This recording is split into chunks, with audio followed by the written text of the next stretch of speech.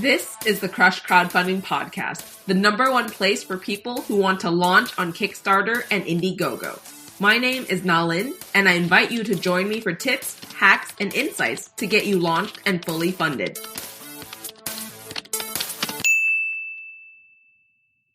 Hi everyone, welcome to another episode of the Crush Crowdfunding Podcast. If you're new here, I wanted to say that I'm so grateful that you're here investing time in yourself to learn how to get your idea launched and funded. I've heard what you all have to say, and you've been really interested in listening to the journeys of other creators who have successfully launched on Kickstarter and Indiegogo. That's why today we're starting something new here on the Crush Crowdfunding Podcast. Every so often, I'll be sitting down and having conversations with other successful creators to learn more about their journey into crowdfunding. If you've been listening for a while now, you know that I hold nothing back. So in these episodes, be prepared to hear me ask the hard questions and really get down to the details with these creators. For our first guest, we have Chai Mishra, who I personally worked with to help launch his big idea, a fully online supermarket with ethical pricing and transparent supply chain. After $420,000 raised on Kickstarter, the brand continues to thrive. In this episode, you'll probably relate to a lot of what he's saying when he talks about his journey to finding his audience and really relate to the passion that he has for his project. So without further ado, let's get started. Hi, everyone. Welcome to the Crush Crowdfunding Podcast. Today, we're really lucky to have Chai on the show, and I'm really excited for everything that he has to share with us today. So, Chai, welcome to the show. Thanks for having me, Nolan. I am incredibly excited to be here. Awesome. Well, firstly, I'd love it if you could tell us a little bit about yourself and also about your project before we get into the details. Absolutely. So, as you said, top of this, my name is Chai Mishra. I run a company called Move. And in Move, we're trying to build a better version of e-commerce. We think that traditional e-commerce is not as efficient as it can be. It's not as enjoyable as it can be. And it's definitely not as ethical as it can be. So we're trying to build a version of e-commerce that's more efficient, more ethical, more enjoyable. And the way we go about doing that is we think traditional e-commerce, it's a bit of a Wild West model that it works on. Amazon's sort of the #1 example of this. It's built like a marketplace. Anybody could make the products. Obviously, anybody can buy them, and they just kind of sit in the middle and say, "Hey, we're just here to facilitate the transaction. We have nothing to say about the quality of the products. We have nothing to say about how the products get made." We take a very different approach to e-commerce. Our approach to e-commerce is that the company that sells you the product should be the company that made it, or it should at least be very involved in the process of making it.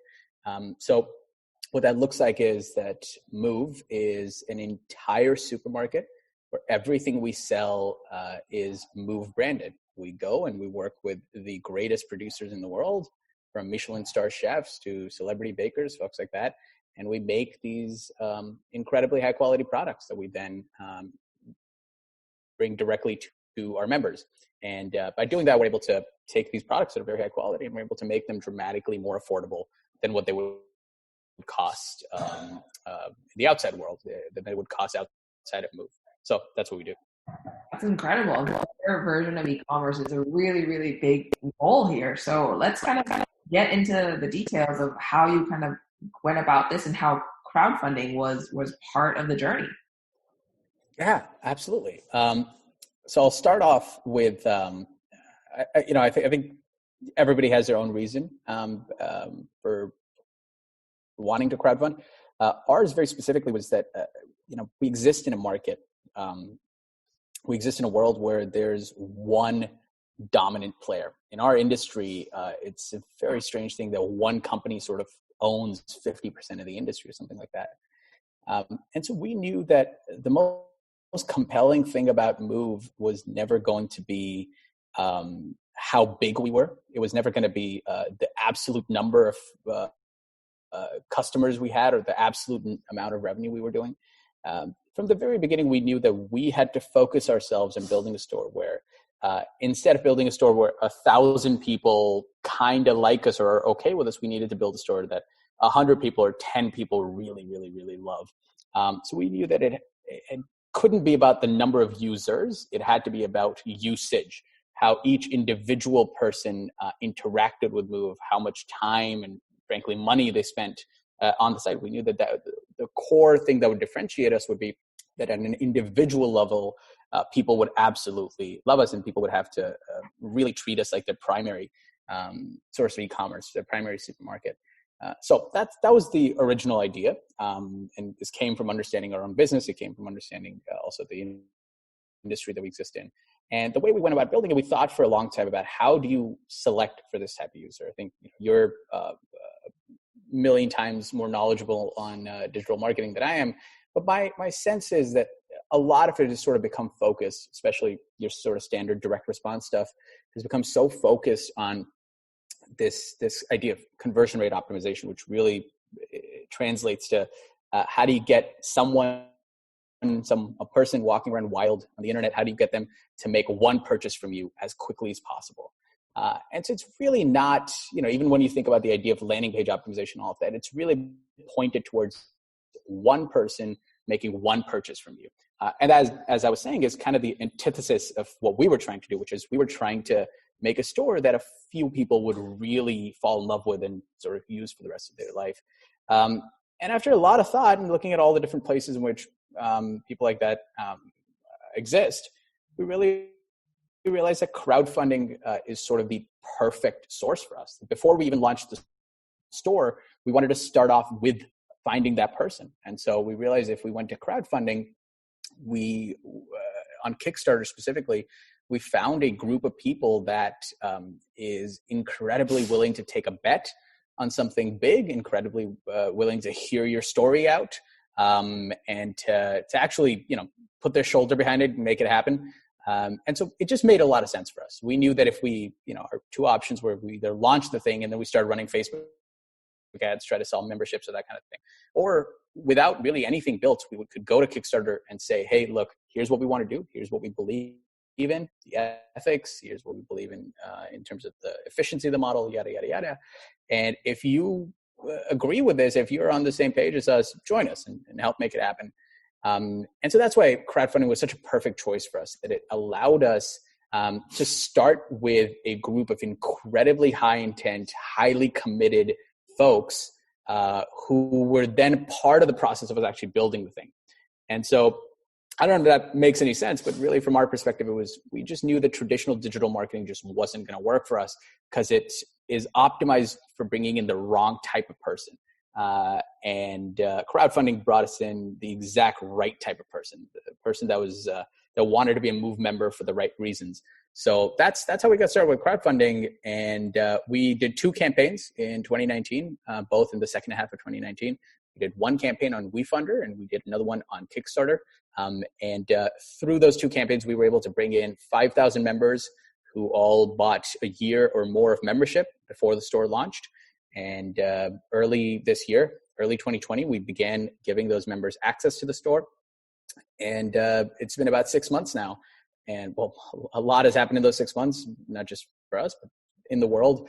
Now we're finally at a place 6 months later where we feel like we've done a good enough job giving those members access and getting them situated in the store that we can finally start to let in some new customers. And again, the approach is still focused around how do we find more people like them. So very long answer, but that's the backstory for our crowdfunding.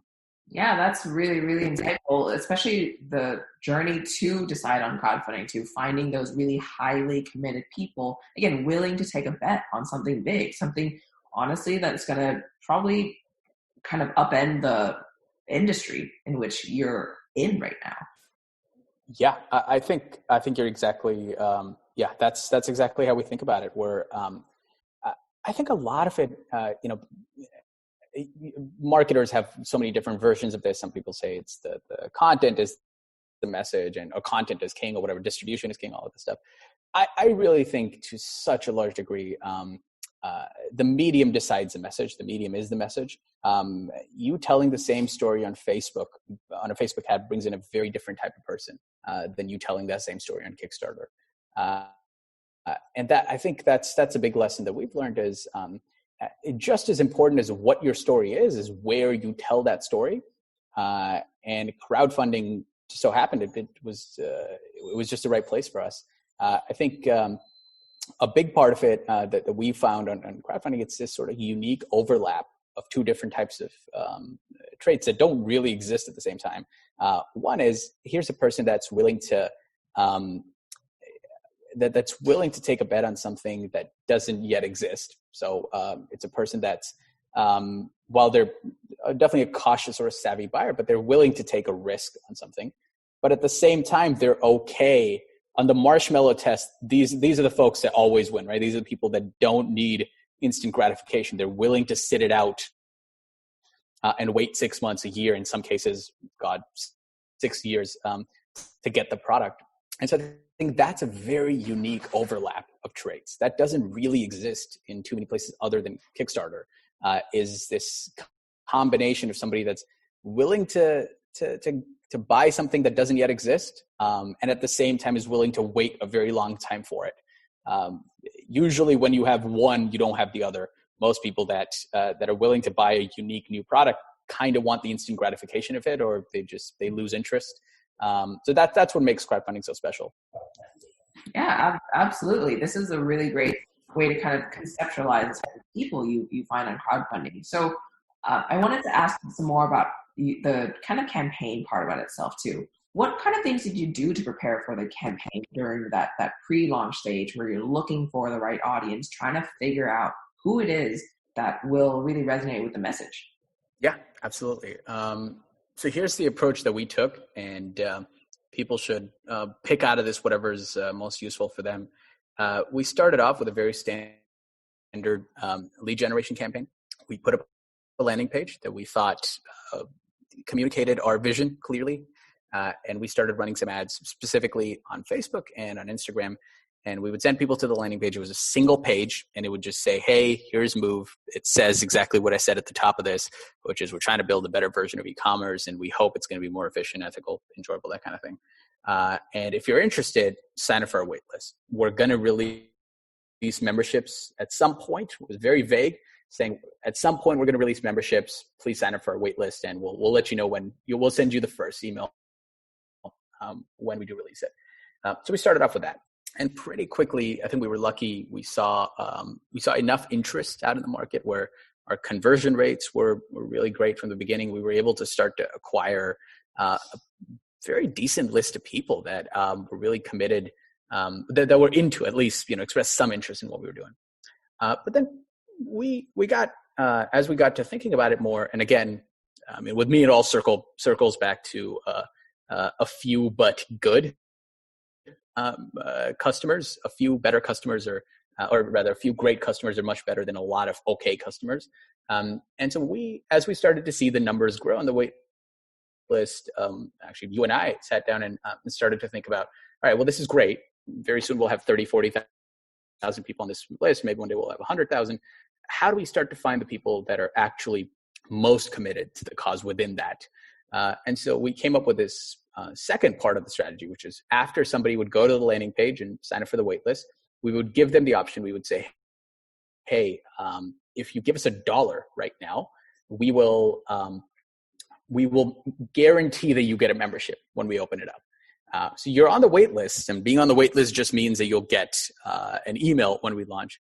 But if you give us $1 right now, we'll guarantee that there's a spot with your name on it that you will definitely get access. Obviously, we weren't trying to make $1. That wasn't the big goal. The goal was as somebody that's willing, after seeing just a landing page, somebody that's willing to pull out their credit card and enter it into a site that they just saw for the very first time, is probably somebody that's going to make for a really high quality customer, somebody that's going to back your crowdfunding campaign. So we started to do that. And that kind of had the additional benefit of then we could take the audience of people that was giving us the $1, and we could use that to sort of train Facebook's algorithm. So normally Facebook's algorithms will get trained, of course, off of just the people that are signing up for the wait list. But now we could be much more specific and say, hey, no, make the folks that you show the ad to look more like the people that are actually paying the $1. And I think that ended up working out really well for us. So it was, in marketer speak, it was just a qualification campaign, and how we qualified people was asking them to pay $1. We do that, and about 2 months later, we were ready. our crowdfunding campaign was ready. We'd quietly been working on it. We got together a video and wrote up a campaign that we thought communicated what we wanted to do well. And we opened it up 6 a.m. We sent out an email to everybody that was on that list, starting with the people who'd paid $1, saying, hey, the campaign is live. You can finally use your reservation, your $1 reservation. You can get that membership. And to everybody else saying, hey, it's live. You can, we know you've been waiting for this. You're ready to go now. And what we saw was pretty incredible. We hit our goal within the first hour or so. I think our goal, I believe we started off with 50,000. Within the first hour, we cleared 50,000. By the end of that day, we were at about 120,000 or something like that. And over the next 30 days, we ended up clearing roughly $420,000. And the vast majority of it came from people who had joined that wait list.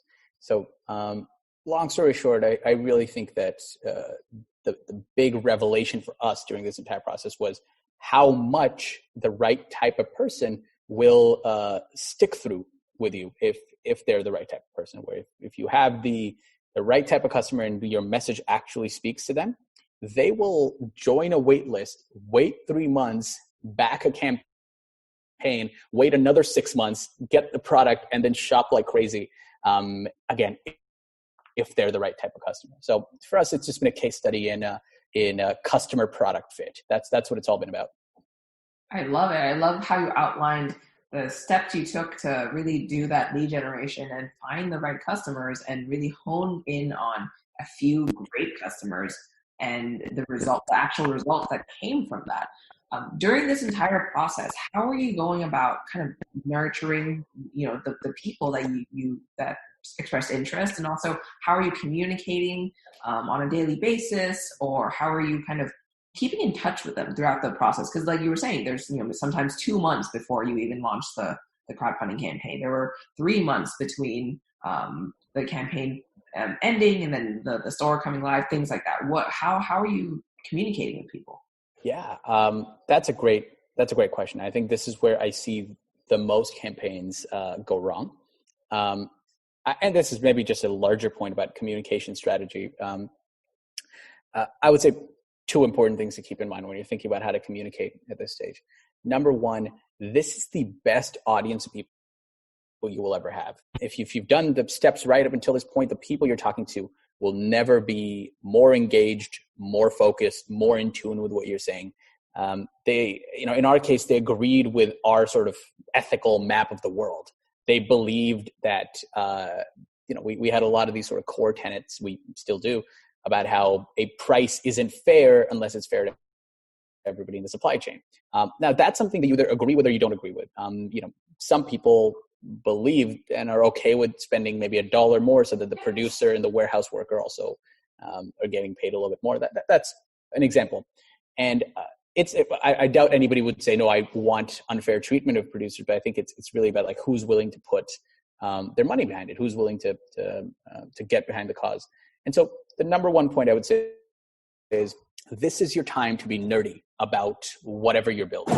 That is the stage where you can really push and be as specific and as detailed about your message as you will ever get. This is the audience of people that's, again, paying more attention, really is on board with everything. This is your time to get hyper specific, super detailed.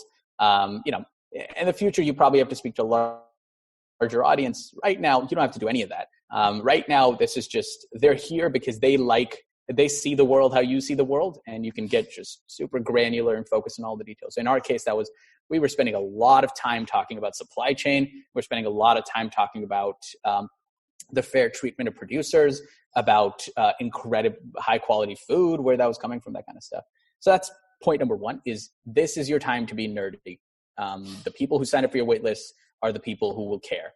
Number two, you have to lean in to whatever type of content comes organically to you. That's always an interesting thing to figure out. I think there are people, very straightforward, there are people who work in a beautiful industry, have great photography skills, or have easy access to a video camera or whatever. And they're easily able to churn out videos, and they're easily able to churn out photography, whatever. And their audience for the most part tends to be sort of more visually minded. You have to figure out, you have to find a source of content, a fountain of content that is sort of endless, specifically for you. Not surprisingly, to anyone who's been paying attention for the past 15 minutes, I can talk for a very long time. I do talk for a very long time. And so we realized that was going to be probably our source. That's the cheapest, easiest content that we could produce, was just putting me in front of a camera, doing AMAs with me, having members, having pre-order folks directly text me, directly call me, that kind of thing. So we really leaned into that. So I would say, number one, this is your time to be nerdy. Number two, just given how much work needs to happen for a campaign, there's no way that you can be nurturing these leads, doing content that just doesn't come organically to you. You're not going to be able to get a photography studio going unless you already had one to begin with. You're not going to be able to make high production videos. You have to find some version of your content that comes organically, or organically flows through your company. And in our case, it was all about just talking. That if we could just get in front of the camera and talk for a long time about very specific things that we care a lot about, that resonated with our audience very well. So 2 points: be nerdy, and number two, do what comes organically to you. Don't try to make content that isn't organically a part of your cycle. I love it. I love the 2 points: be nerdy and kind of lean into the type of content that works for you, because if you look back on this campaign, you could totally see this coming out. You were really going into the nitty gritty of like what fair pricing means, and what the supply chain means, and what it means to kind of reinvent the supply chain, and how to relook at it from a different angle. And you could see tons of videos of you talking about this and being really passionate about it, and it really, really showed. It's funny. We had this moment, I think maybe you and I were talking about this when this happened, where it was freshly after I'd done like some marathon, hour and a half long AMA that, good, like 100, 200 people had joined for. And we really sat down, we were like, wait, hold on. We just spent an hour and a half talking about almond butter on a store that does not yet exist.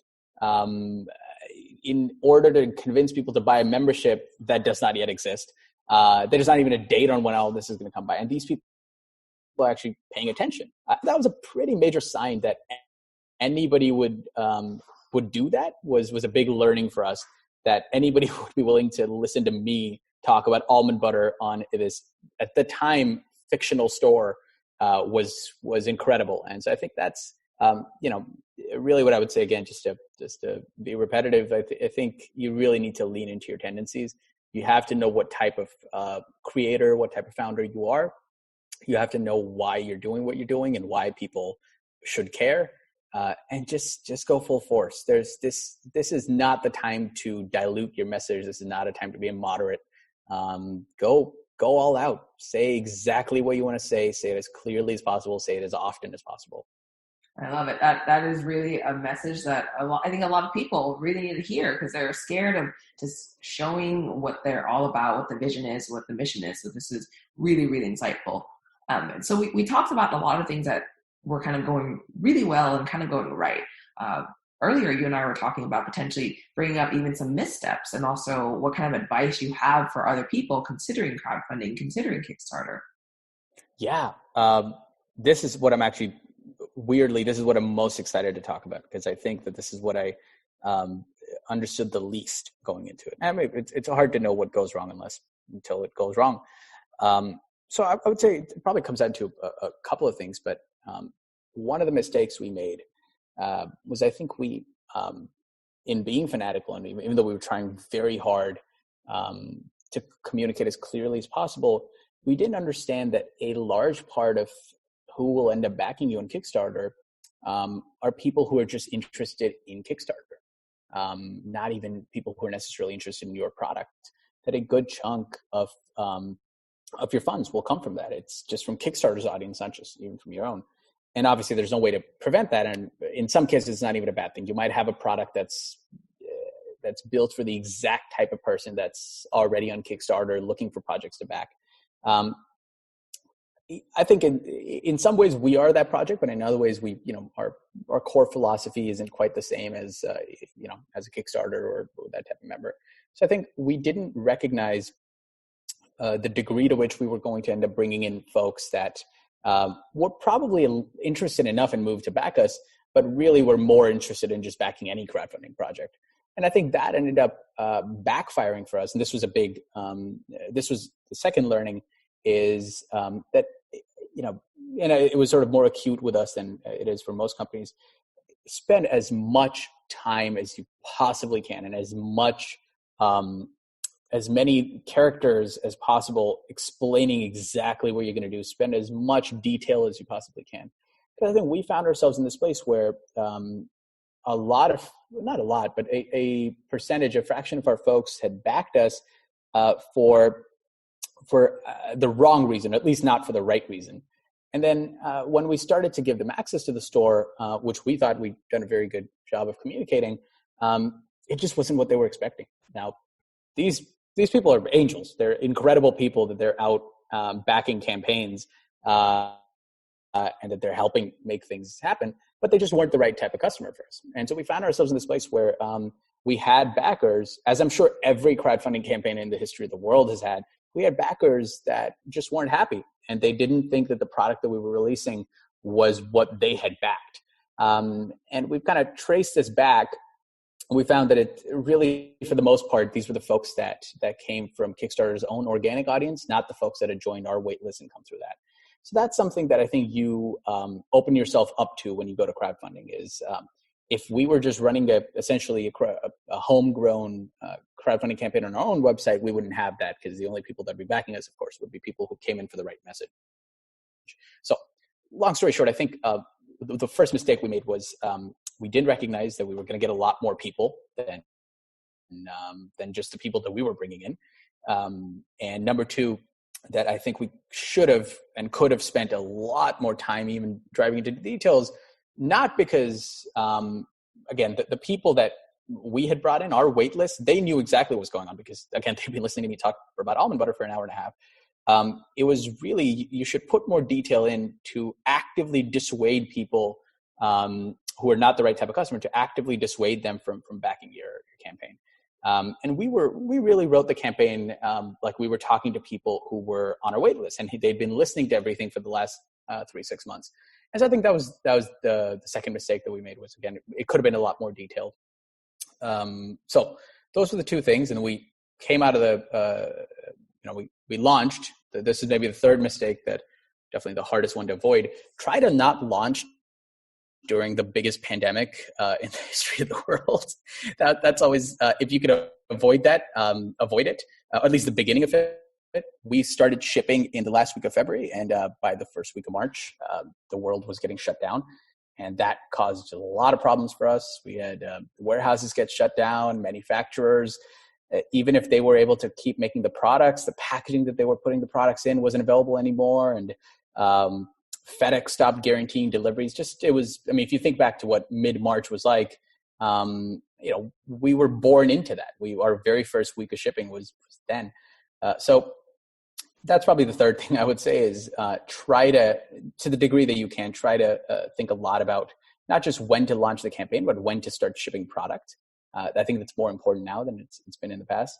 There are a lot of factors that go into it. In our case, it was just, we couldn't have thought that the global supply chain, specifically the global food supply chain, would crumble in the way that it did. So that was pretty tricky. But,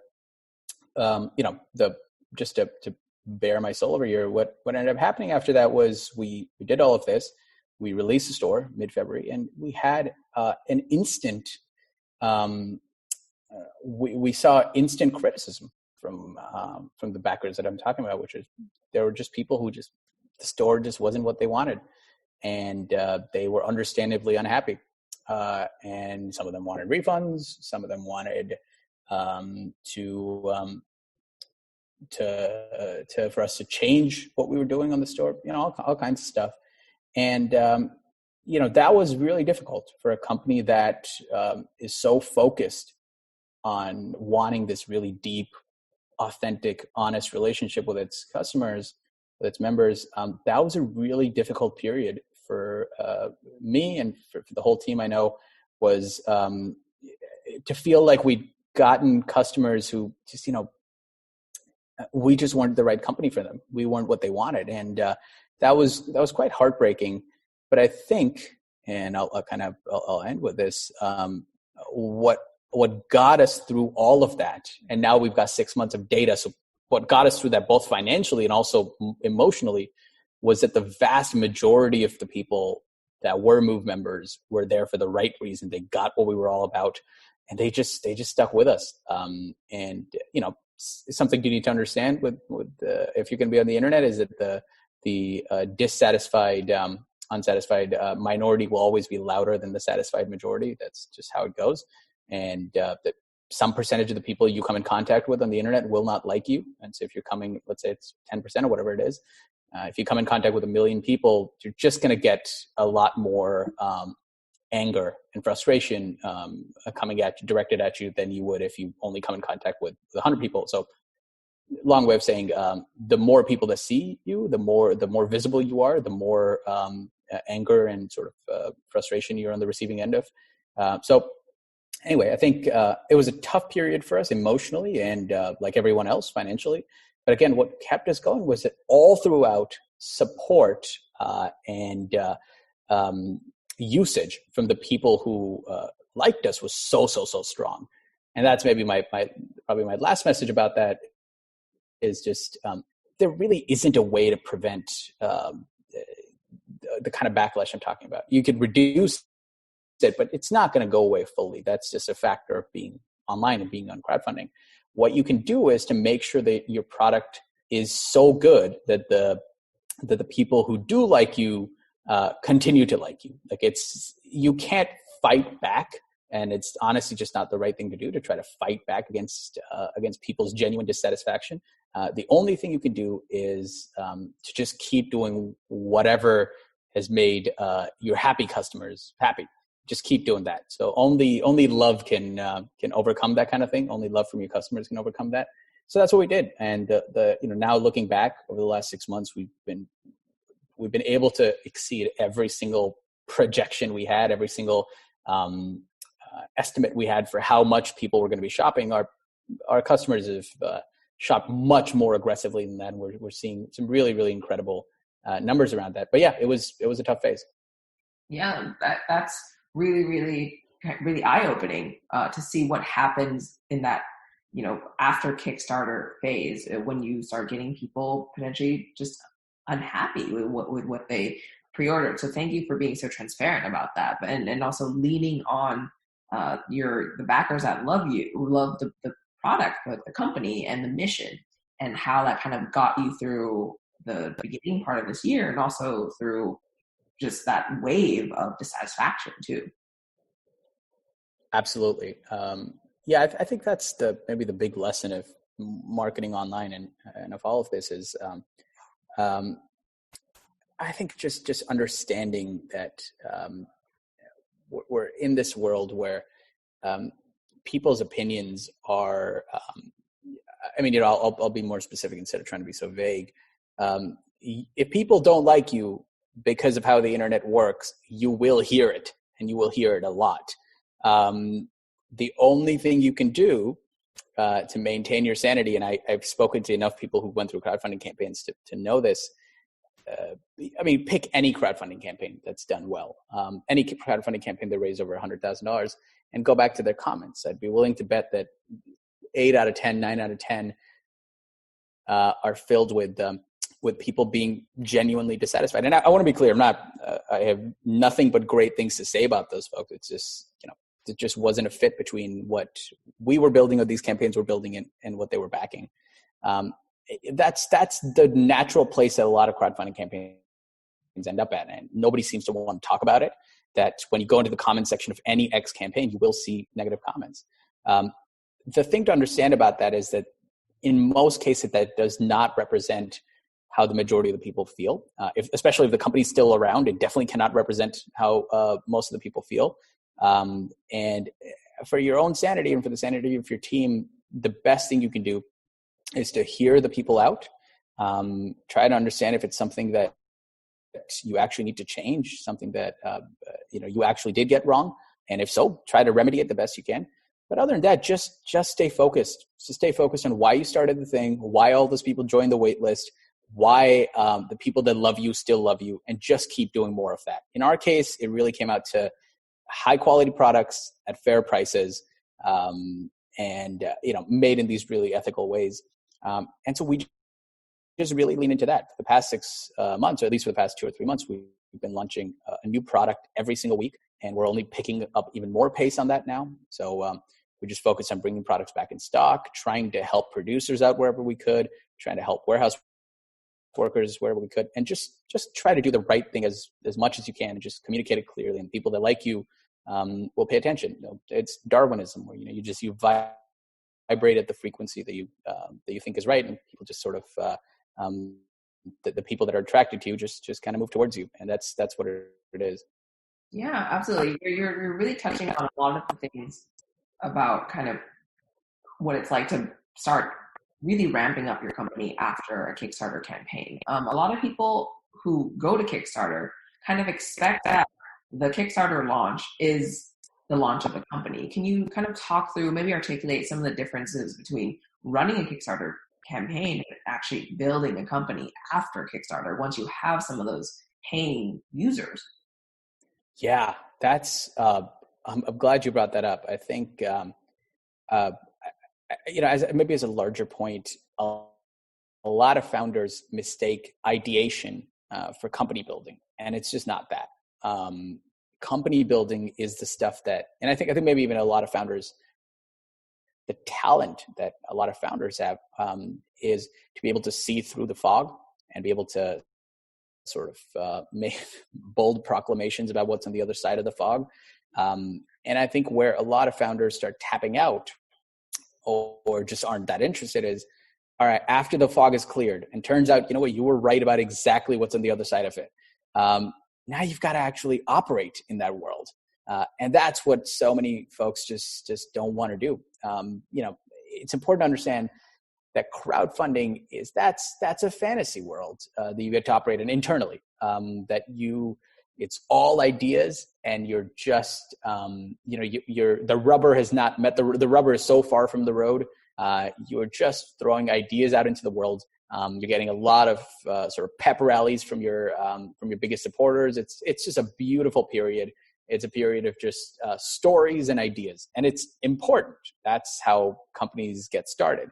But what comes after is even more important, which is, all right, now you put the boat out into the water. Now you're actually operating and not losing interest, not getting hurt. Like the real problems in our case of, okay, people love what we're about. People are really into ethical, fair commerce. Now we've launched it, and guess what? 1 out of 4 orders is receiving a broken item because FedEx is having huge issues in their supply chain. And so now we need to answer that. That's what the world is about. It doesn't matter what we were doing 2 months ago. My entire world now is about fixing the problem of broken glass in orders. The thing ends, and all of a sudden COVID hits, or we start shipping, COVID hits, and the entire warehouse is getting shut down. As I was saying, it's impossible to buy packaging, all of that stuff. That is my world now. And as much as I want my world to still be me and a couple of team members chilling in a WeWork, just talking ideas, and being like, oh, I wonder if they'll like this idea, and somebody else saying, oh, I wonder if they'll like this idea more. As much as I want to be back there, I'm not. And that to me really is the test of a good team, and a test of a good founder is how you navigate that. The early moments of pushing the boat out into the water, when the water's the choppiest and it's the roughest, how do you navigate? And you find out all of the holes that you left in the bottom of the boat. That to me is what builds character. That to me is everything. So I think a lot about that as being the real test of a company. And I think most companies that raise on crowdfunding aren't adequately preparing for that. All they think about is the final day of the crowdfunding campaign and how much they're going to have raised by then. And I mean, that's the tip of the iceberg. That's not even it. What you've got to do after that is everything. So it's similar to how, political candidates, you see this quite often, is they become really focused on winning the election. Then when after winning the election, they have no plan for what they actually want to do, or they're just not ready. And I think it's kind of like that, where, winning the election requires one skill set. But to actually be successful, you also need to be just an incredible operator, and you need to have a real plan for what you're going to do after you win the election. And in this case, of course, the election's a crowdfunding campaign. Yeah. Well, thank you so much for sharing all these insights, that fantasy world that you were talking about with Kickstarter versus all the things that happen after that final second hits on Kickstarter, where you actually now have to figure out delivering it, even in like a global pandemic. And it is hard work. Yep, exactly. So with this said, if people want to learn more about Move and about what you're doing, become a member, sign up, things like that, where should they head to? Two places. One, they should go to shopmove.co. That's our website. And they should follow us on Instagram at shopmove.co. And over there, they'll get to hear about all of our weekly launches, all the great, beautiful new products that we're launching. They'll hear about the next time we open up memberships to new folks. Everything they'll hear about. If any of what I said was interesting to you, that's basically what our Instagram is. So please follow us there, and please check out our website. Incredible. Well, thank you so much for your time today and for coming on the show and just sharing all these insights about your campaign, about, growing your vision and really building up this business. Thanks for having me, Nolan. And can I just quickly say, I'm so glad that you're doing this. And I'm so glad that this resource is going to exist out in the world.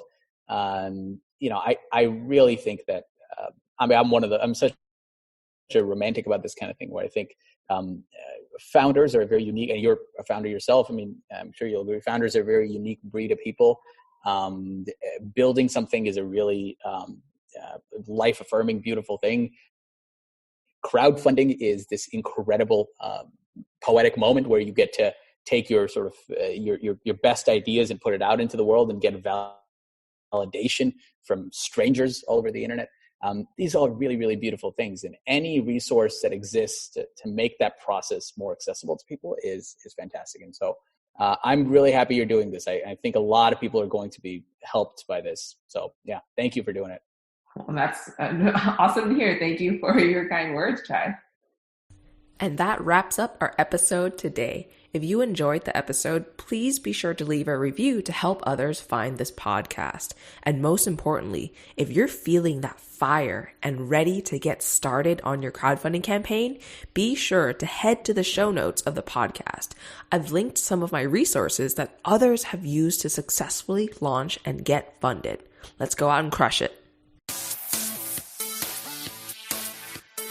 Thanks for listening to the Crush Crowdfunding podcast at crushcrowdfunding.com. Tune in the same time next week for more ways to crush your launch.